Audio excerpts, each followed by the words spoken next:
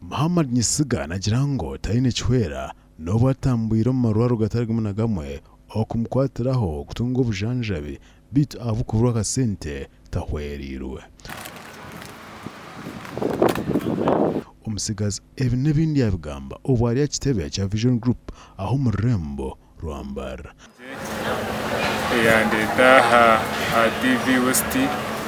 ningasi umahore njumurwire nimbamanyisa njumurwire karwara blada prostate cancer yo musugo mazire nayo emyaka mukaga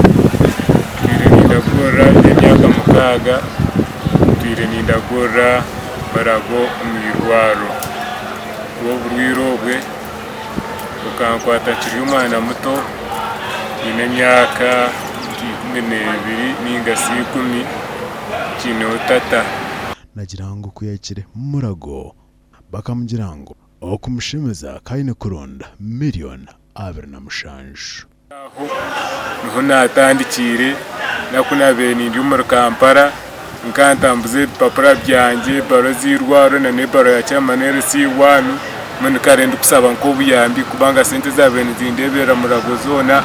nkanzi umbantu umbasubuzi n'umzigiti no majaji ugu nashaba nyambabazi okumukwatiraho yowena owakwenda kumukwatira no asakumukira simo noti mushanje noti ibiri nkaga atana mukaga nkaga na mushanje nari noti mushanje mwenda 30 nshanje nitano atano na mushanje so nanisha banti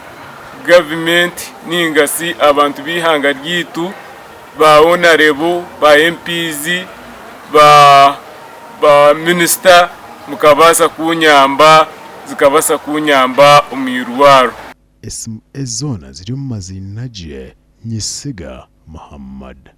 amakuraga gasha kwa Adolf Ayoreka.